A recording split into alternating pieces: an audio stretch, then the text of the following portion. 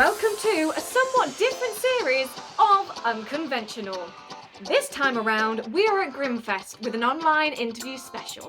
GRIMMFEST is an annual horror film festival based in Manchester showing some of the scariest movies and horrific short films of this year.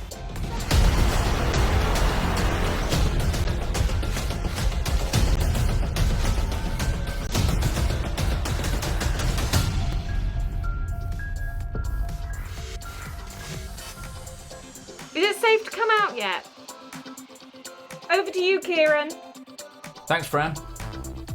Now I'm joined by some of the cast and crew of the movie It Cuts Deep, a film about a couple going on a vacation to a small town that one of them grew up in.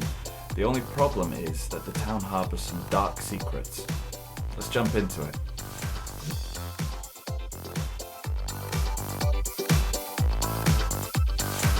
How are we all doing today? Good. Very How good. Are you? Yeah, not too bad. Not too bad. You've got a lot of great stuff back there. Yeah, that's quite the backdrop. Whoa. Yeah, I think pretty much all of my interviews have started off by someone trying to spot their favourite fandom back there or something. Okay, so first question. This is one that's been going out to everyone as well. So it's very simply, what was the inspiration for the film? So the film is a horror comedy about my fear of getting married and having children. And I was about to propose to my now wife and felt a fear of responsibility like I haven't really felt before. And that was the basis of the inspiration for it. For those of you in the cast, what was it about, I don't know, seeing the script or the pitch you were given that made you want to get involved in the film? I just thought the script was really funny and relatable, and I could get on board with it immediately. And I also thought it was a really good combination of here's a comedy that I think is very funny, that I know that it's kind of I think Nick and I have very similar comedic sensibilities, so that was really helpful. And then I was like, okay, here's a comedy that is very funny and then just kind of goes off the rails and becomes something more than that. And to see the mix of the genre and also that the sense of humor was very similar, I was like, yeah, please, I want to be in this movie really bad. And I didn't realize it was a comedy until I saw it. I'm just kidding. I think at the heart of it, it's a story about the fear of commitment. And I think that's just so relatable. And why wouldn't you want to be part of a film that's exploring that in a comedic way? Satire is, in a great sense, the key to our hearts and our way that we are able to deal with things and process things. So yeah, I was late to the game in this one, but I'm glad I became part of the family.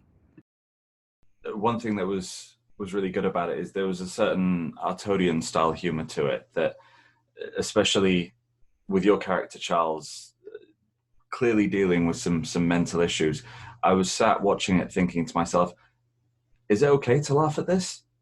Oh, good. Is this bit okay to laugh at? And that ended up kind of building a bit of tension for me, which really worked towards the horror elements as well, and made it so that when I did laugh, there was that release of tension, which was quite good. I've always been a fan of that kind of humor, that sort of, should I be laughing at this? I mean, was that something you were going for, or were you just hoping, let's just make people laugh and hopefully scream as well? I think it was a combination. I think A, we were definitely going for that, but then also B, that is also my favorite kind of humor. So it's when I'm doing it, I'm not thinking, oh, I'm just thinking to myself, this is hilarious. It's just kind of been a theme throughout my whole entire life. I'll do something and in my head I'm like, this is hilarious, and everyone around me will be like, is this a joke? Are we supposed to be laughing at this? So that's kind of my sense of humor as well. So I was just trying to be funny, and it's just really fun to hear that some people were like, I wasn't sure if I was supposed to laugh at that part, because that's just so funny to me. It's great. Yes. So we were going for that, absolutely, and we were going for just trying to be funny. I think it's that combo of having jokes and the comedy, but then also building such real stakes around it, and then having the tension of the actual stakes just keep building while still keeping the jokes in there. I don't think it just felt very natural. What would you say, both from a directing and from an acting point of view, is the toughest aspect of acting in that comedic style? Because I mean, I've for context of the question, I've got stage experience doing comedy, and that's easy because you make a joke, and if the audience laughs, you've done it well. But with film, you don't know until months later. So, what are the challenges? How do you approach it? From a directing standpoint, the biggest challenge was kind of trying to balance the tone since it is such a genre mashup, and just trying to use my best sense to figure out if we should be serious in this moment, if this is a good point for a laugh, and then trying to just I edited myself as well, so I was really trying to nail the timing and finding that perfect balance. I was just trying to make camera department laugh. That works, yeah. I mean, they've probably heard the jokes dozens of times by the end of a take, so if you can still make them laugh, you're doing something right. I think in playing the truth of the circumstance, that was my whole mentality through this. Was I'm the straight man in the film. I'm playing it that this character is holding a secret. That's why she's trying to keep everything together. And then, I mean, the most difficult thing for me as an actor was not laughing when Charles or John were engaged in some nonsense in front of me, because they're great comedians, both of them. Oh, thank you, Quinn. Thanks, Quinn. You know it's true, Charles. It's nice to hear, you need to hear it, especially now. Especially now.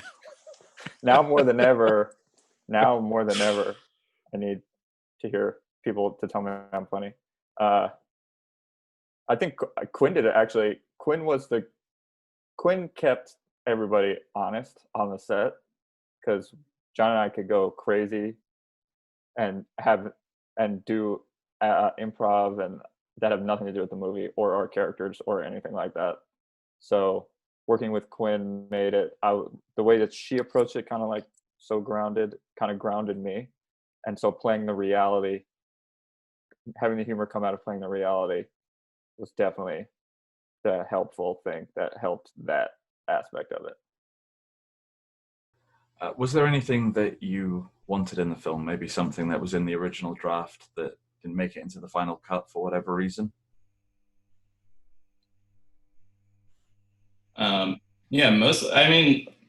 There weren't really any deleted scenes, surprisingly. There were some moments and takes where we kind of went off the rails even further and really elevated it to crazy places, and a lot of that ended up being cut, but there is an outtakes video that will be on the DVD Blu-ray that has some fun moments. I'm going to be candid. I'm upset that in the outtakes, there's not me and Charles doing our weird ET thing in bed. Yeah, Nick. So let me just confront you about it now, Nick. I mean, you got to put it there because now I need context. Well, I guess the scene in the bed where look at how much he hates this. It made you so uncomfortable. He hates this so much. There was a lot of improv of the scene where they're in bed and she floats the dildo, and yeah, I don't know, Charles, if you want to talk on that. We where Quinn talked about pegging me, and we had a couple takes where we could just really went for it. And I think, why did we start doing ET? There was somehow out of the improv, we started being like touching fingers and going, okay. But I think maybe because that's in your impression repertoire. I think ET is in your impression repertoire, Quinn. I don't think so. Okay. Well, anyway, it's neither here nor there. I just used this forum to express my feelings. Yeah, and I would like to second it. And if we could put Nick back on the spot again to talk about why he didn't include it in the movie or the blooper reel.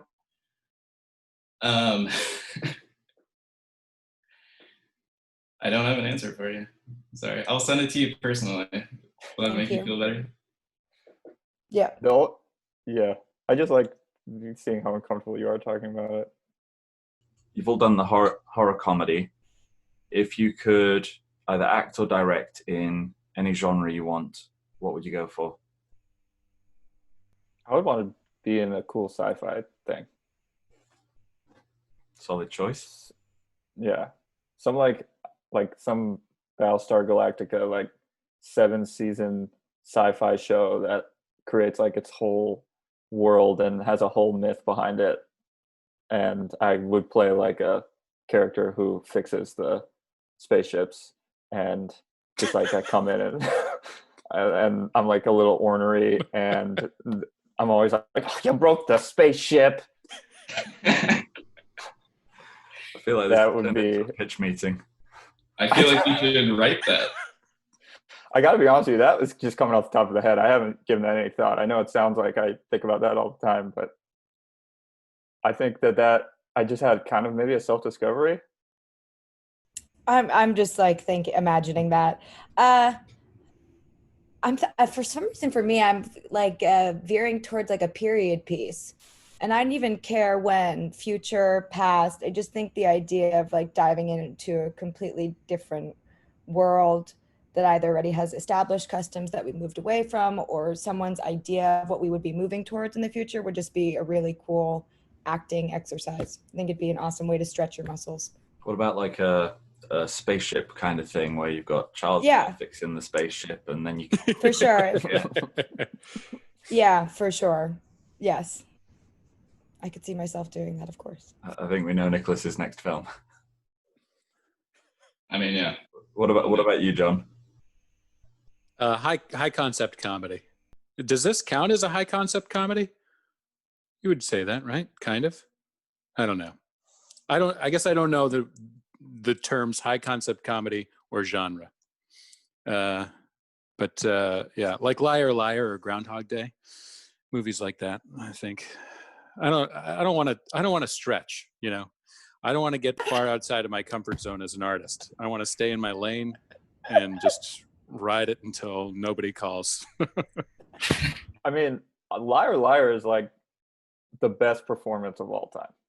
And I'm not saying that ironically or as a joke. Like Jim Carrey's performance in that movie is like one of the best acting performances ever. In my opinion. Wholeheartedly agree. Yeah. I mean, there's really an arc there, you know? You really see that character arc. Hey, creepy. Can you say that it tops Ace Ventura performance? Dude, I watched Ace Ventura again like 4 months ago. It is unreal that movie got made. We all watched it while we were on set. It's horrifying. I watched it a lot when I was younger, and I'm terrified to watch it again in case it doesn't stand up. Some of it holds up for real, and you're just like, Jim Carrey is an evil genius, and some of it obviously doesn't. Like, there's a lot of homophobic, like transphobic stuff for sure. Yeah. In the first one, but it just is like, how do you pitch this movie? Who thought of this? Like, was Jim Carrey like, I want to be a guy who investigates animal crimes with the most insane hair and the weirdest acts? Like, it's just so bizarre now as a person who writes and makes movies to be like, this came out of someone's brain. The guy who wrote Ace Ventura had a primetime comedy special in the 90s, like a standalone special of sketches. Yeah. I think he wrote that movie for himself to play Ace Ventura. And he's just like kicked it around Hollywood until Jim Carrey arrived on the scene. I was like, oh. So Jim Carrey didn't even write that movie? He just read that script and was like, I know how to play this role. I don't know. He didn't originate it. Right. Yeah. And what about you, Nicholas? If you could do any genre. I'd love to do, I mean, Charles' sci-fi comedy sounds great, but I would also love to do like a horror sci-fi as well, in vein of The Thing or something along, or Event Horizon, something along those lines. Something you can bring to GRIMMFEST in a year or two. Yeah. Hopefully in person. Yeah, hopefully. If this idea of Charles's does get made, do I get a credit for it? Executive producer? Yes, you could be a co-creator. Damn right. Within the film itself, there must have been like it really looked like, despite what was going on in the film, that you must have been having a good time while making it. Was there a particular scene or sequence that that stayed with you, that you really enjoyed, that maybe challenged you?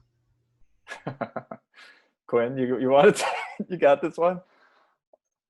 I mean, I'm just thinking about that scene where we could not stop laughing, where you go, a surprise in your truck.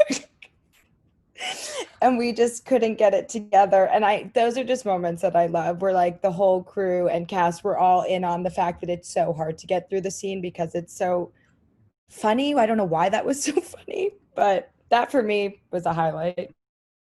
That was the scene where John tells us about his sister dying by the fire.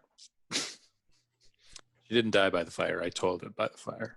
Yeah. Out of context, with Quinn like in hysterics right now, doesn't get her in the best light. Well, but that I think kind of falls into what you were saying earlier about, are we supposed to laugh at this or not? That monologue is like the perfect example of that, because he's talking about how his sister was murdered, but it's really funny. And you're just kind of like, it's supposed to be funny? I don't know if I'm supposed to be laughing at this.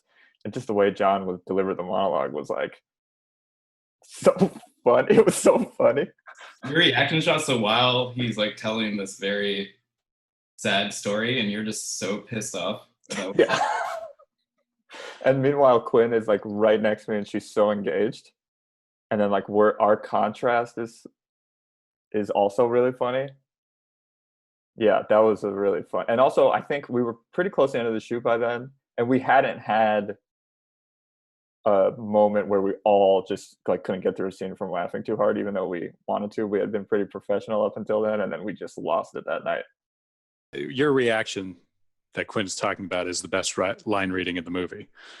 I mean, it's just... Agreed. You have a surprise in your truck.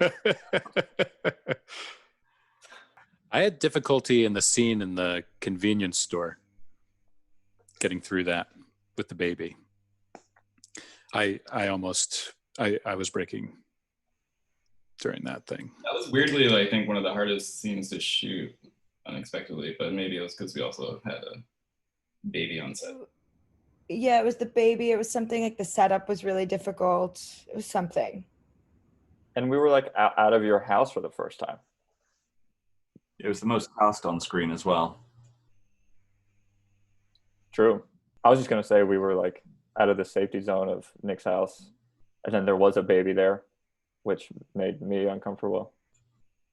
Was the baby meant to be there? You're all kind of acting like this baby just showed up and... It did. Film. I don't think I did not know a real life baby was going to be there. Or maybe I did. Did I, Nick? You had to have known, unless you just weren't paying attention. Yeah, you knew.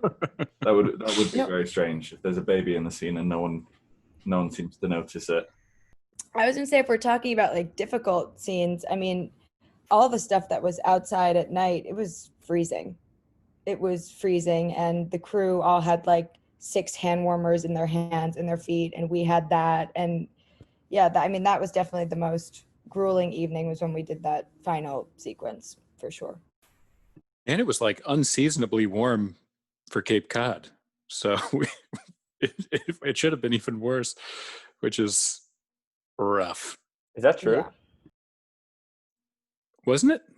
Charles felt it the most because he didn't pack a winter coat. I had a whole winter coat. I had a whole winter coat debacle because I moved to LA and I didn't bring my winter coat from New York. And then I was like, oh, I gotta shoot in Massachusetts in the middle of January. So I bought a winter coat and had it sent to set, but it never came. And then when it did come, it was sandals.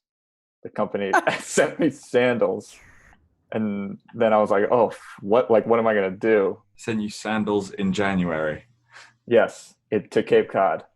And then I like called the company and like I like demanded a refund. and they gave me my money back, and then 3 weeks later sent the jacket to Nick's house, and Nick's mom sent it to me, so I got a free jacket out of it. So it was kind of worth the torture of 2.5 weeks for a free winter jacket. That I'm sure you'll get lots of use out of in LA. Yeah, well, yeah, that's a good point. Fuck. That's actually all the questions I have for you. If there's anything you'd like to say to our audience about the film, now is the best time. Otherwise, thank you very much. Yeah, I guess we just say I hope you enjoy the film. Hope you check it out at GRIMMFEST. And the film will be out in North America in December or January, and then hopefully the UK shortly after that in early 2021. Thank you very much for speaking with me, and I hope you enjoy the rest of GRIMMFEST. Thank you, Kieran. Thanks, Have Kieran. a good one. See you guys. Have a good one, and hope to see you in future films, specifically sci-fi horrors Yes. with E.T. Okay. With it. All right. Bye, guys. All right, bye. Bye.